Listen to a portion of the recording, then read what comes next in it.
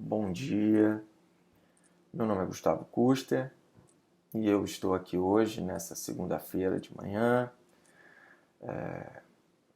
para fazer a nossa reflexão, para fazer a nossa palestra de hoje, mantendo o compromisso que a nossa casa tem de diariamente, de segunda a sábado, colocar no seu canal no YouTube mais uma palestra, uma reflexão com algum tema à luz da doutrina espírita.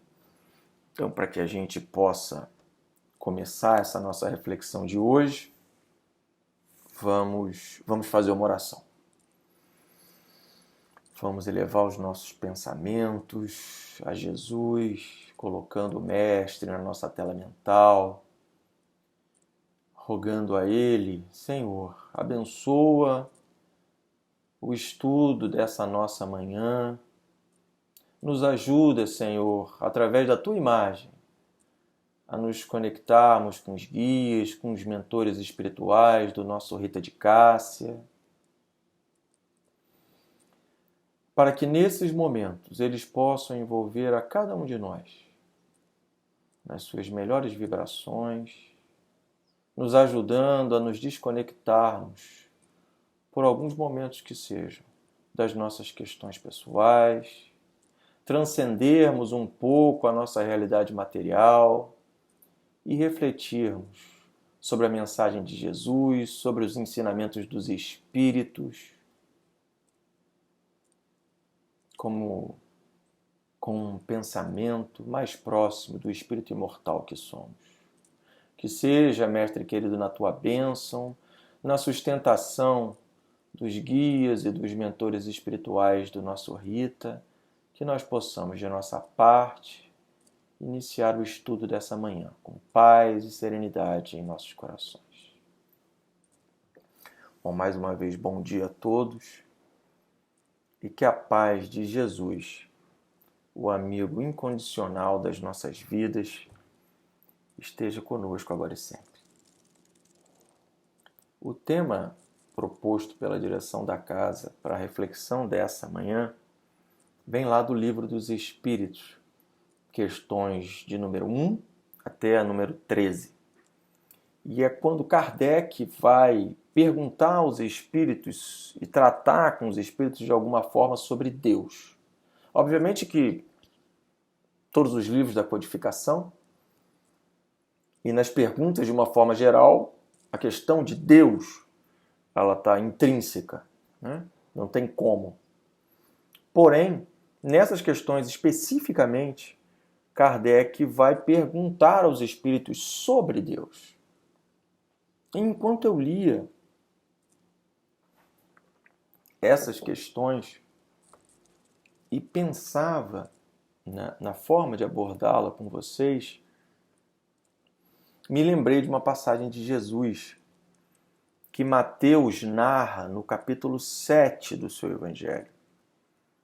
Capítulo 7 é o final do Sermão da Montanha. O Sermão da Montanha, o discurso mais famoso, mais conhecido de Jesus, é narrado pelo evangelista Mateus nos capítulos 5, 6 e 7. E no finalzinho do capítulo 7, ou seja, no final do Sermão da Montanha, Mateus narra Jesus dizendo mais ou menos assim: Pedi e vos será dado, buscai e encontrareis, batei e será aberto para vós. Pois todo aquele que pede, recebe, e aquele que busca, encontra, e ao que bate, será aberto. Qual dentre vós é o homem que, pedindo-lhe pão ao seu filho, lhe dará uma pedra? Ou pedindo-lhe peixe, lhe dará uma serpente?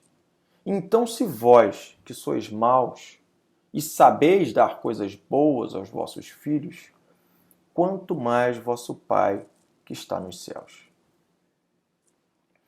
Essa passagem, como eu disse, ela está lá em Mateus, no capítulo 7, o final do Sermão da Montanha, e ela choca profundamente as pessoas que ouviam lá o Sermão da Montanha. Segundo alguns evangelistas, era uma multidão de aproximadamente 4.000 pessoas ali ouvindo Jesus. e principalmente no início da pregação de Jesus, no início da sua vida pública, as pessoas que estavam em volta dele eram os judeus. Assim como ele, assim como os apóstolos, aquelas 4.000 pessoas, quase todas ali eram judeus. E para eles, a visão de Deus era completamente diferente dessa que Jesus está apresentando aqui.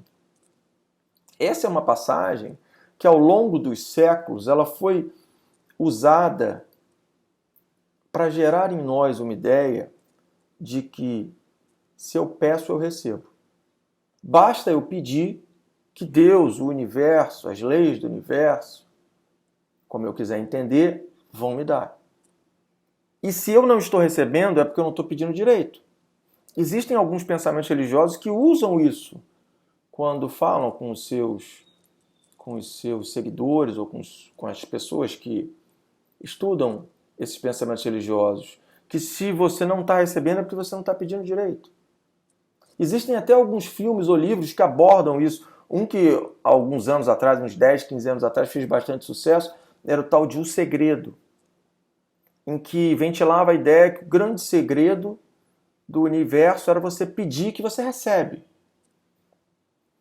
A doutrina espírita mostra essa questão um pouquinho diferente.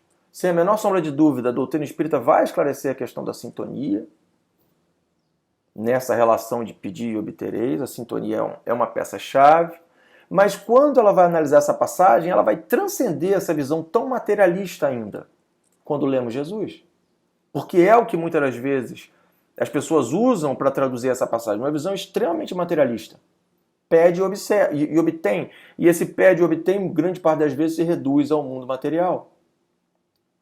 Ou as relações harmoniosas, ou a paz de espírito, ignorando o nosso objetivo na encarnação.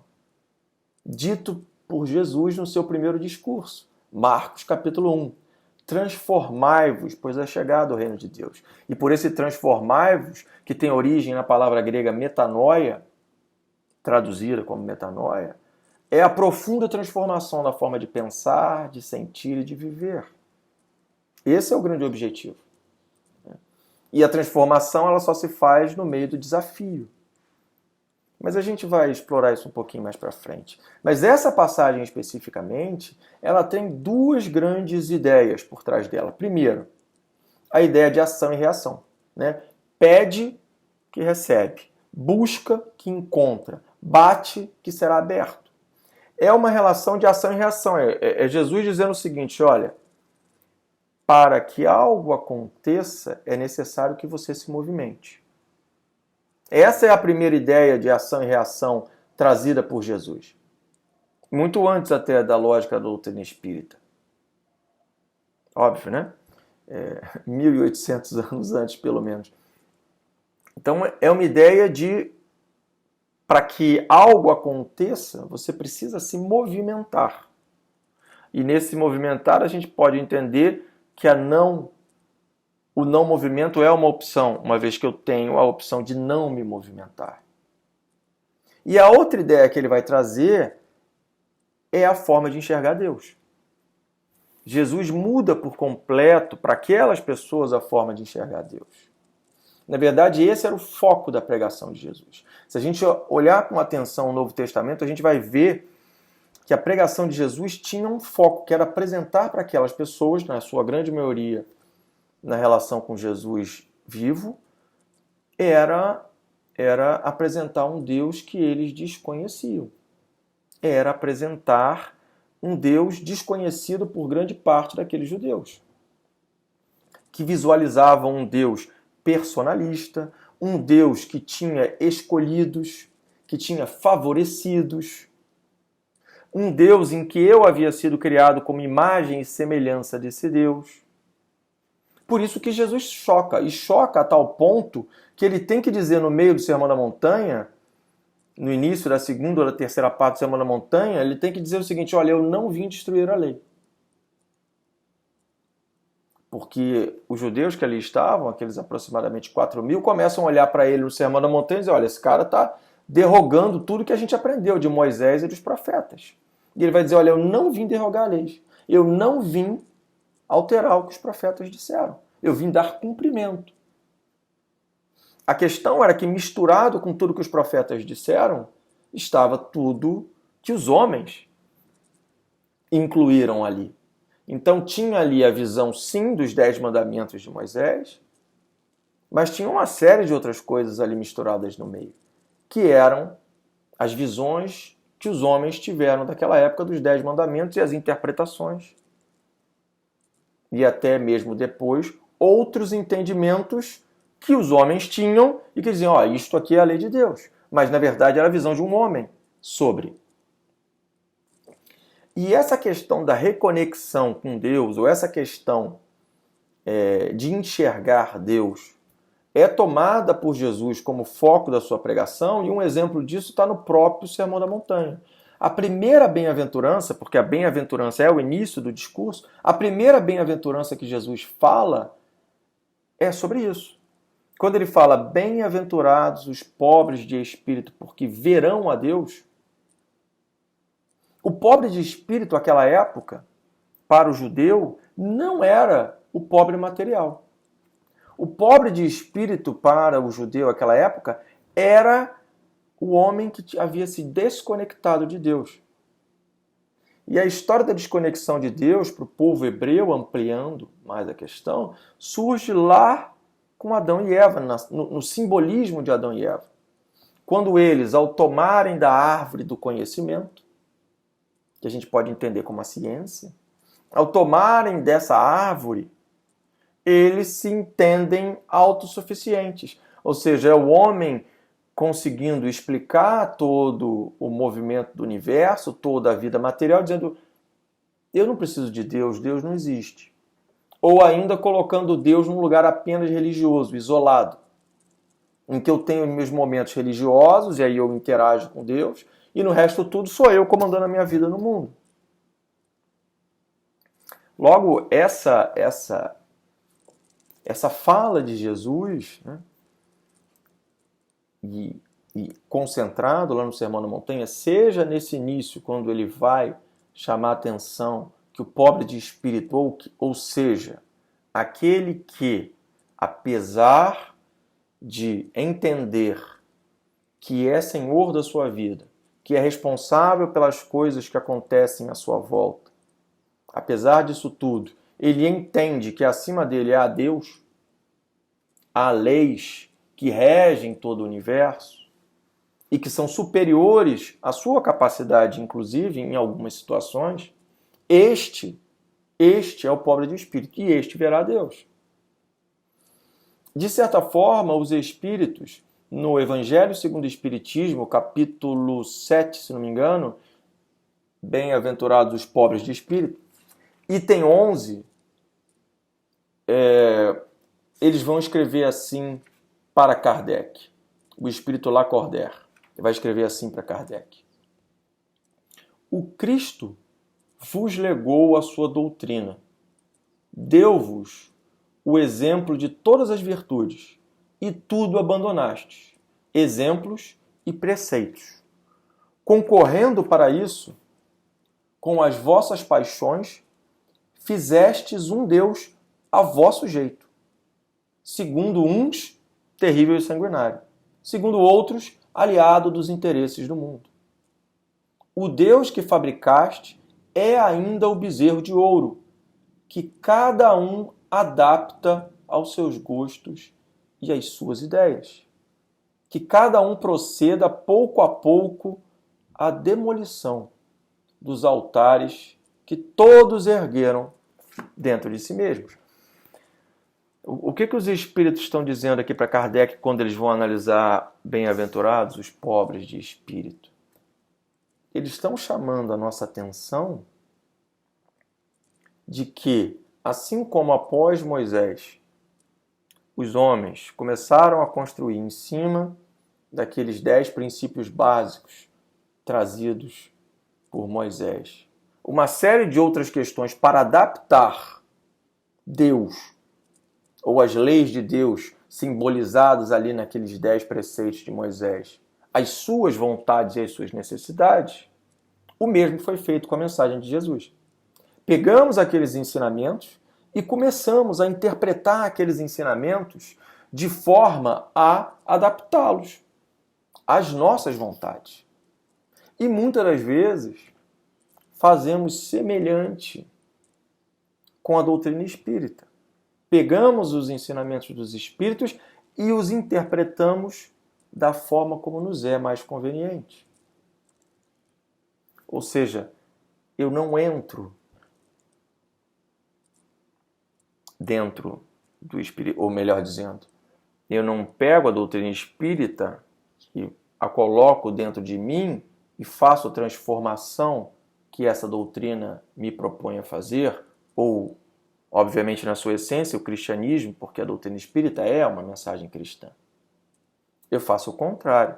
Eu olho para a mensagem cristã, eu olho para a mensagem espírita e a adapto às minhas necessidades, ou às minhas vontades, ou ainda às minhas crenças. Logo, então, Jesus, quando vai falar para aquele povo,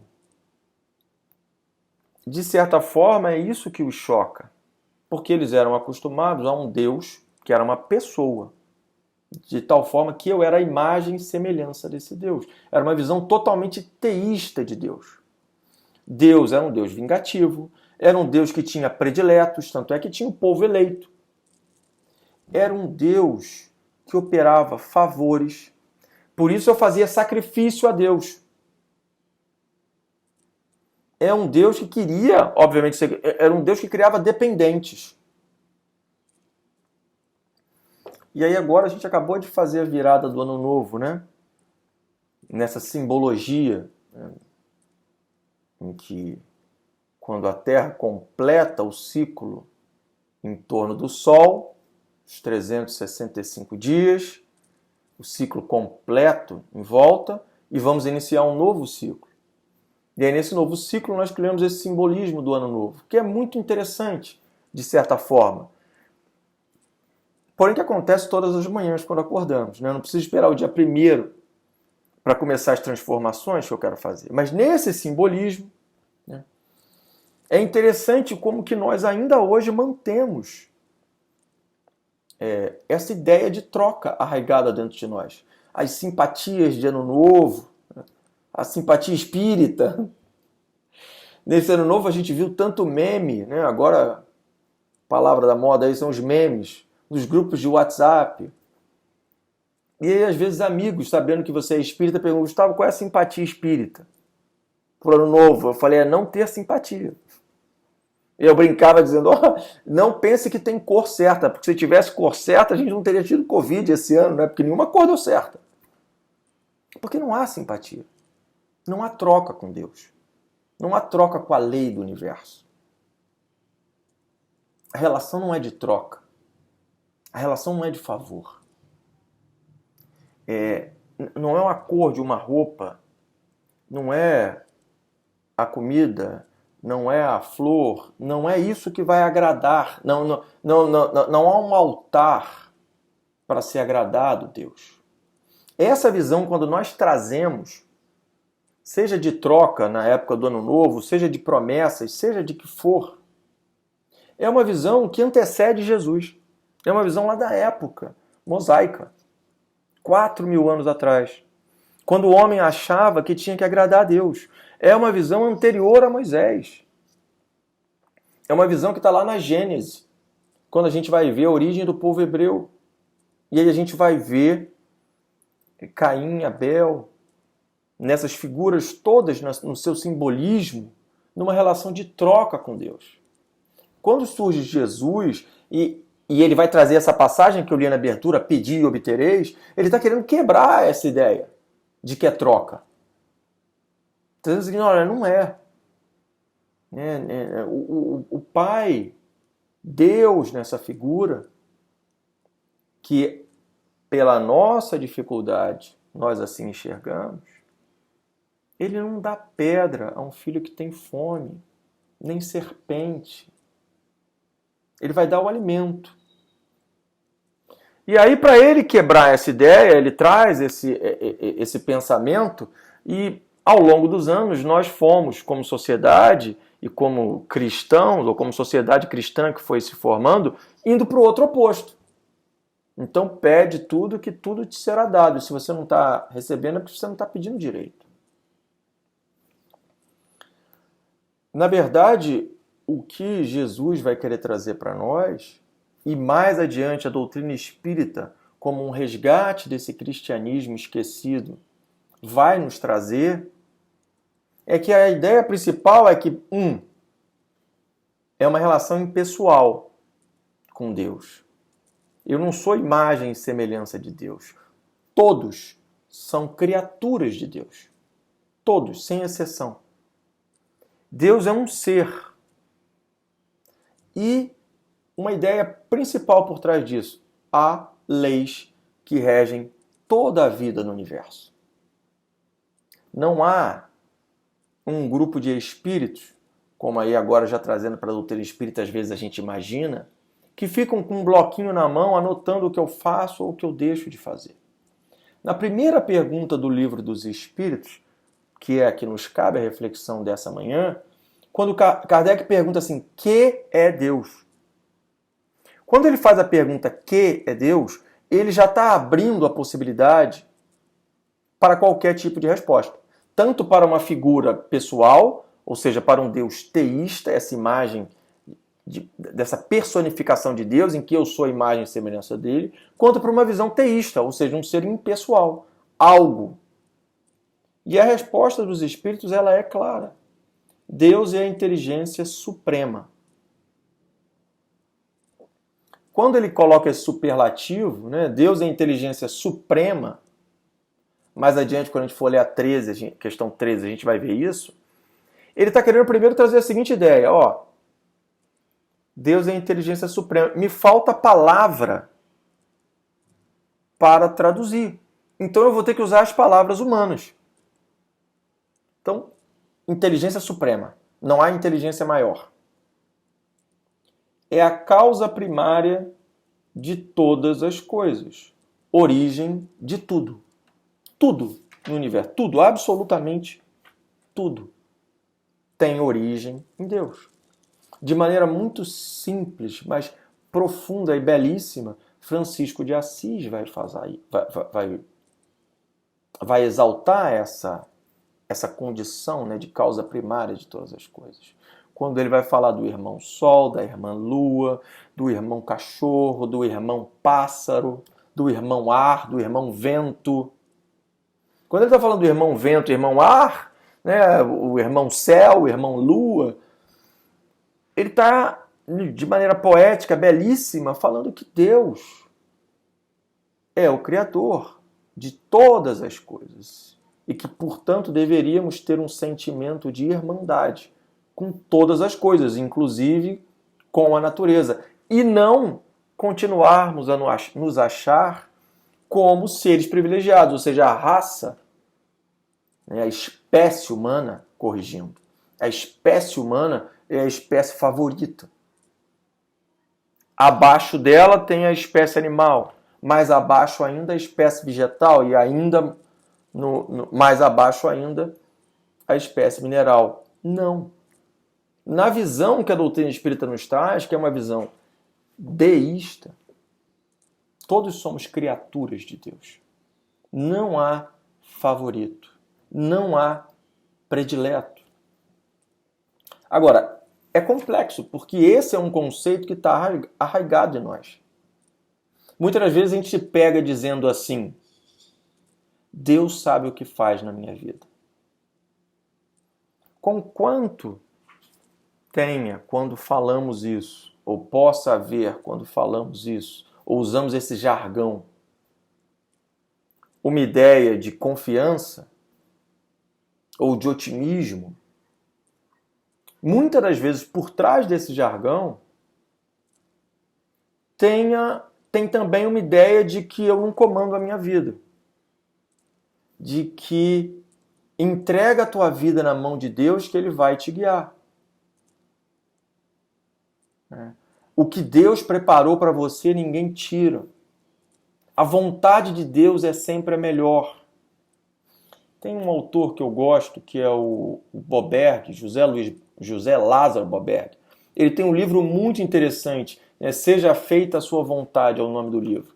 em que ele aborda esse tema de maneira brilhante. Depois, quem quiser se aprofundar um pouco mais dessa visão teísta e deísta de Deus e como a doutrina espírita enxerga. Depois, quem quiser se aprofundar um pouquinho mais, procura esse livro. E lá ele vai também abordar essa questão do Deus quis assim, como muitas das vezes uma fuga nossa, da nossa responsabilidade. E mais grave ainda, é uma visão que a gente tinha antes de Jesus. Antes de Jesus. É uma visão que, de certa forma, ignora também todos os conhecimentos e toda a responsabilidade que nós temos com a nossa vida. Quando Jesus fala assim, pedi e obtereis, ele não está querendo dizer que tudo que você vai pedir você vai obter. Mas ele está querendo dizer o seguinte, olha, para você obter, você precisa pedir. Então precisa ter uma ação sua. Precisa ter uma consciência sua do que você pede para você ver o que você vai obter. Então não é pede e obtém no sentido de que, ele não está dizendo... Jesus não disse, exatamente o que você pedir é o que você vai obter. Ele disse, pedis e obtereis. Agora, o que você vai pedir, o que você vai obter, aí é uma outra história. E é essa relação que eu preciso aprender a trabalhar. O que eu conscientemente, ou em níveis mais profundos da minha mente, estou pedindo, da minha alma, da minha essência, estou pedindo, e o que eu estou obtendo na vida.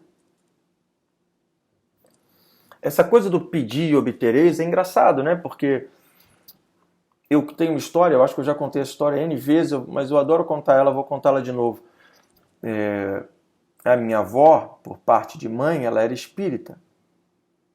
Foi a primeira espírita na minha família, da minha geração, né? Da minha geração não, dessa minha encarnação. E ela, no final da vida dela, eu devia ter ali uns 10 anos, 11 anos, ela já estava doentinha e ela foi morar na minha casa, na casa da minha mãe e dos meus pais. Só que ela era muito espírita, ela lia muito, estava sempre estudando, e as pessoas, mesmo com ela doentinha, iam lá em casa pedir para ela orar para as pessoas, porque elas achavam que a minha avó tinha uma oração forte. Ou seja, sou eu delegando para o outro algo que eu quero. Então a pessoa ia lá para conversar com a minha avó, para falar das dificuldades, das tristezas, e pediam para minha avó, Alice, para ela rezar, para os espíritos e para Deus, para ajudarem essa outra pessoa. Ou seja, é a visão do intermediário, né? Mas enfim.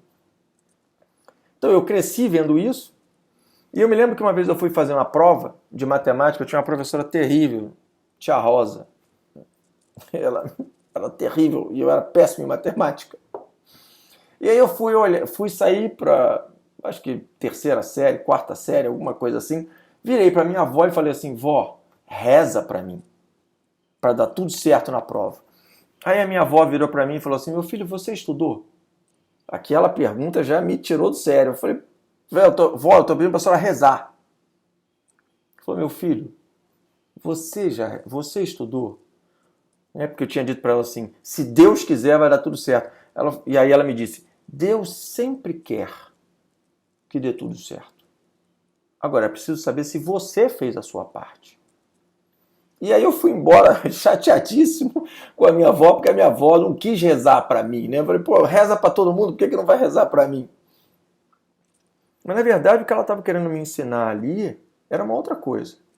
Ela estava querendo dizer para mim assim, olha, existem leis, essas leis regem a tua vida. E essas leis, elas vão sempre movimentar para o teu desenvolvimento e para o teu progresso. Essas leis vão sempre gerar situações à tua volta em que você interagindo nessas situações vai te levar à transformação dita por Jesus no seu primeiro discurso relatado por Marcos, no capítulo 1 do seu Evangelho. Porém, você precisa fazer a sua parte. Deus, ou os seus emissários, ou os espíritos de luz, ou o nome que a gente quiser dar, não vão chegar lá na prova, pegar na tua mão e soprar, olha, bota a questão A, é A resposta é A. Não vão. Mas muitas das vezes a gente age como se fosse. Esse é o Deus da nossa infância espiritual. Por isso que Jesus vai falar de leis que regem tudo. Por isso que a doutrina espírita, quando a gente consegue transcender, às vezes, a leitura de uma ou outra questão, né? Às vezes a gente se apega e quer entender que a doutrina espírita é uma questão só. Na verdade, a doutrina espírita é um conjunto de informações que a gente vai encontrar estudando e conectando os 5 livros e muitas das vezes fazendo uso dos 12 volumes das revistas espíritas, publicadas à época de Kardec. Quando a gente junta isso tudo, a gente vai ver que não há Big Brother, que não tem espírito nenhum anotando as coisas que eu faço no meu dia a dia, que não há milagres. Eu me lembro que quando eu estava por um período na casa ajudando lá no curso do Evangelho segundo o Espiritismo, e eu fui trazer essa ideia de que, olha, à luz da doutrina espírita não há milagre. As pessoas, em algumas na turma, ficaram chocadas. Como assim não há milagres? Não há. Porque o milagre é derrogar uma lei. O milagre é favorecer uma pessoa em detrimento da outra. E aí eu trouxe um conceito que gerou ainda mais chateação em algumas pessoas comigo, que era de que não há filho amado e de que Deus não espera nada de nós. Porque me ama exatamente como eu estou. Me ama exatamente como eu estou. Porque todos somos criaturas de Deus. Todos somos, por esse ser que a gente não... Muitas das vezes, apesar de falar de uma visão deísta, acaba trazendo na personificação, né? Deus me ama. Mas é a nossa limitação na forma de conseguir enxergar Deus. De conseguir entender. Né? Mas esse ser que a tudo criou, nos ama exatamente como estamos. E quem deveria esperar algo de mim? Quem deveria ficar feliz ou triste se eu tive mais êxito ou menos êxito no sentido de me transformar mais ou menos num período? Sou eu mesmo. Não é ninguém além de mim mesmo. No Livro dos Espíritos, pegando a última das 13 questões da nossa reflexão de hoje, Kardec pergunta assim aos espíritos: quando dizemos que Deus é eterno, infinito, imutável, imaterial, único, onipotente, soberanamente justo e bom, temos ideia completa de seus atributos?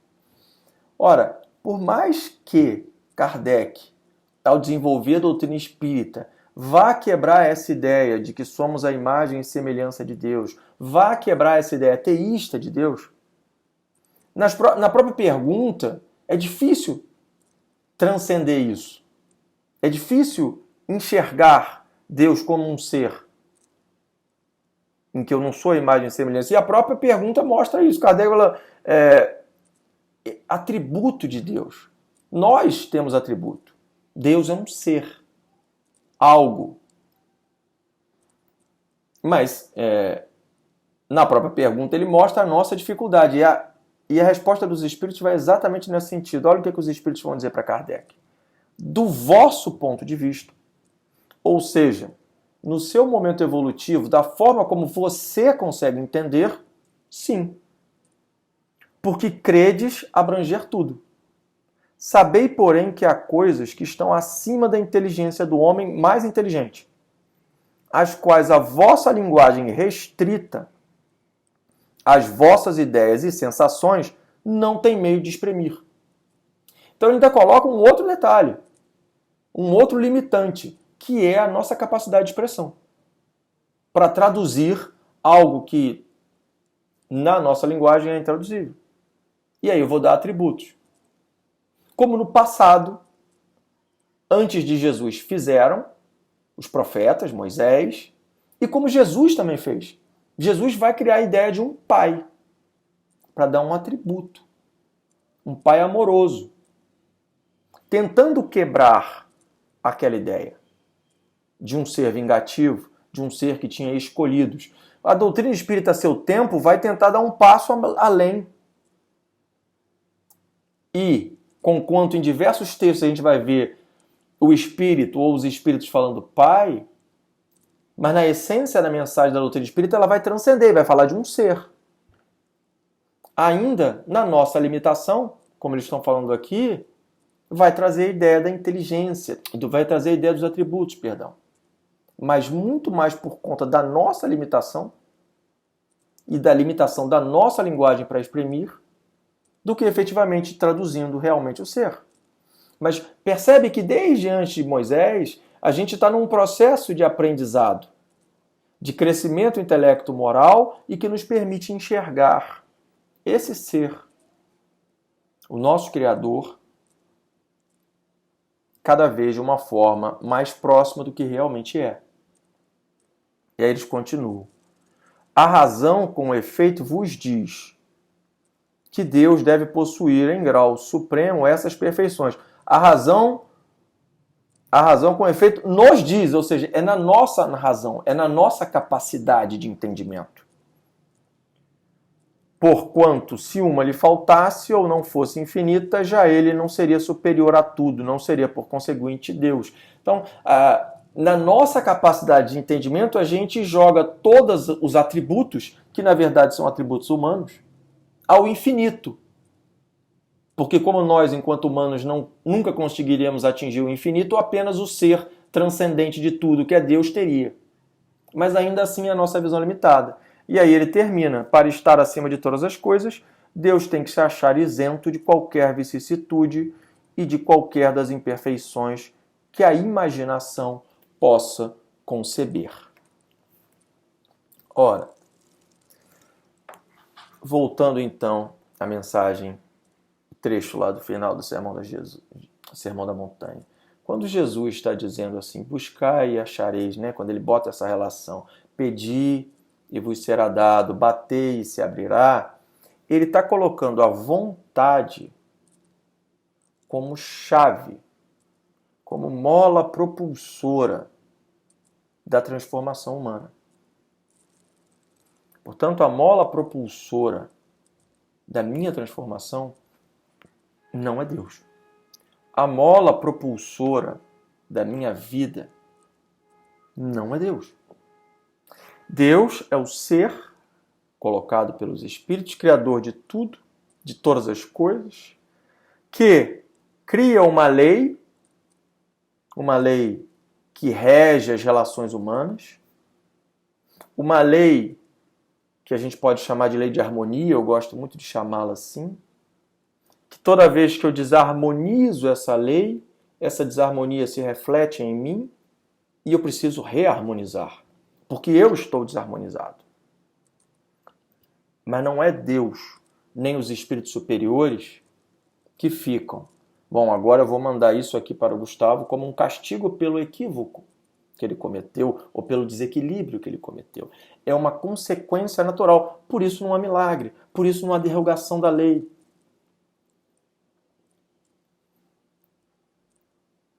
É engraçado que quando a gente às vezes vai conversar sobre Jesus, a gente vai ver muitas pessoas que estudam também o Novo Testamento ou a vida de Jesus em outras correntes religiosas ou às vezes até dentro da doutrina espírita, falarem de Jesus ou trazerem a ideia de Jesus como um Cristo consolador, né? Só que um Cristo consolador que tem o papel de consolar apenas as minhas dores. Então eu tenho uma dor, eu tenho um problema, esse Cristo vem, me abraça, me consola e está tudo resolvido. Eu vejo um Cristo consolador, quando eu estudo a doutrina espírita, de uma forma diferente. Às vezes, eu gosto de imaginar como um Cristo desafiador, porque a proposta do Cristo é desafiadora. Eu vejo a imagem do Cristo Consolador e a função da consolação do Cristo de uma forma diferente. O consolo que a mensagem do Cristo, à luz da doutrina espírita, me traz é o entendimento de que eu sou o Senhor da minha vida. De que há leis, sem a menor sombra de dúvida, que regem a vida de todos nós.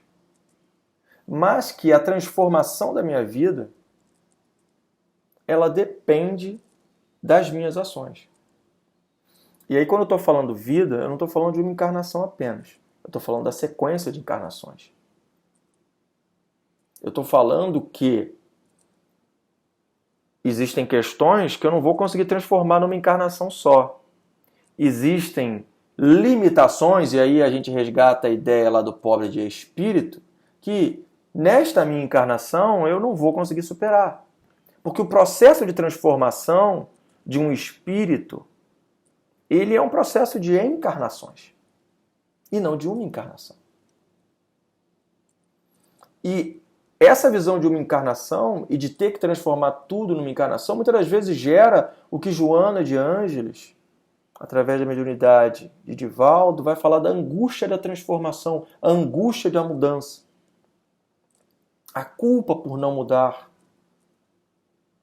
Porque o processo de transformação, se nós imaginarmos que somos seres milenares e que o que somos hoje é a construção, mesmo principalmente no automatismo moral que temos hoje, de séculos, de dezenas, de centenas de encarnações, continuar a ressignificar e a reconstruir e a transformar isso é um processo. Por isso que olhar o buscar e achareis de maneira mais ampla e não tão simplória na questão material é fundamental para que a gente se entenda como ser, consiga olhar para a divindade, que muitas das vezes para nós está no alto ainda, né? Nesse simbolismo tão bonito trazido por Jesus, mas olhar para essa relação com a divindade e transformar essa nossa relação, vivenciando todas as experiências que temos que vivenciar. Porque esse é o grande desafio da encarnação. A lei, e aqui está a visão principal da submissão a Deus, né, que muitas das vezes a gente vai ver também no Evangelho segundo o Espiritismo. A submissão a Deus é o entendimento de que há leis que regem a nossa vida. Que o objetivo da minha encarnação é o progresso. E que há uma irresistível necessidade no meu ser e em todos os seres de sair de um estado de inferioridade e alcançar o estado de pleno desenvolvimento intelectual e moral, que vai me redundar num estado permanente de felicidade. Isso está lá no Livro dos Espíritos, questão 1006. Ou ainda, como Paulo nos fala na questão 1009, o destino de todo ser é gravitar em torno da divindade, numa visão belíssima que ele cria, né? A gravitação em torno da divindade. Logo, quando eu consigo ampliar essa visão, eu vou olhar o pedir e obtereis como uma relação que eu estabeleço com as leis divinas e naturais, uma relação que eu estabeleço com essas leis à medida que eu as entendo. À medida que eu entendo a lei de harmonia que rege o universo, à medida que eu entendo que todos os seres encarnados na Terra, independente do reino em que esteja, é uma criatura de Deus e que está na sua trajetória evolutiva. Porque em a respeitando, eu aprendo também a me respeitar. E eu aprendo que o grande objetivo da minha encarnação é aprender a decidir, é aprender a fazer escolhas. Tem uma história que conta a tradição judaica que de certa feita, um rabino, Súcia, estava no final da vida.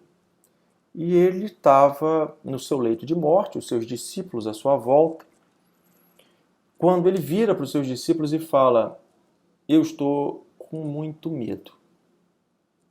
E aí os discípulos: mestre, mas você está com muito medo? Por que você está com medo? Se você está com medo, nós estamos absolutamente perdidos. Mas você está com medo de quê, mestre? Você está com medo de que, ao chegar no tribunal divino, lhe perguntem por que a sua obra não foi tão grandiosa quanto a de Moisés? E aí o rabino disse: não, essa pergunta é simples. Eu vou dizer: eu não fiz o que Moisés fez porque eu não sou Moisés. Então você está com medo que eles te perguntem por que você não foi Davi, o rei Davi? Ele falava: não, essa também é simples. Eu vou dizer que eu não fui o rei Davi porque eu não sou o rei Davi. O meu grande medo é chegar no tribunal divino e me perguntarem: Rabino Súcia, por que você não foi o Rabino Súcia? Qual é a moral por trás dessa história? É que nós devemos ser aquilo que viemos para ser. Não a cópia desse ou daquele. Não a imitação dessa ou daquela atitude. Mas, antes de tudo, sermos o que viemos para ser. E nós só vamos conseguir ser o que viemos para ser quando tomarmos a nossa vida, tomarmos a nossa cruz e seguir Jesus. Aquele que quiser vir após mim, negue a si mesmo, ou seja, pare de querer construir para si questões impostas pelo mundo externo, tome a sua cruz e siga-me. Tome a sua cruz de Jesus nessa passagem olha para a sua vida, viva a sua vida, porque são nas oportunidades da sua vida que a lei de Deus se manifesta. São nas oportunidades da sua vida que Deus, ou este ser que a todos nós criou, gera as situações que vão nos levar à transformação. Através das escolhas e das decisões que nós tomamos. As leis divinas e naturais, elas não mudam para se adaptar a nós. Somos nós que, entendendo as leis, nos transformamos para viver em harmonia com elas.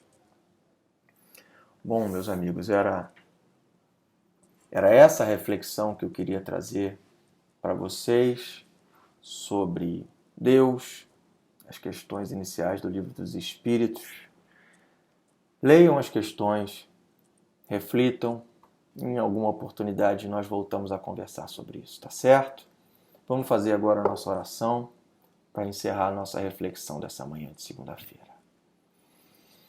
Jesus querido, nós te agradecemos, Senhor, pela oportunidade do estudo dessa manhã, ao tempo em que rogamos, Senhor, que os trabalhadores da seara do nosso Rita de Cássia possam envolver cada um dos lares aqui representados, possam envolver cada um dos companheiros e companheiras nas melhores vibrações, de tal forma que possamos cada vez mais nos sentir estimulados ao processo de transformação, nos sentirmos estimulados diante dos desafios que as nossas encarnações nos propõem. Que seja, Mestre querido, na tua bênção, na bênção e na sustentação dos guias e dos mentores espirituais do nosso Rita de Cássia, que nós possamos, de nossa parte, encerrar o estudo dessa manhã, guardando a paz e a serenidade em nossos corações. Um bom dia a todos.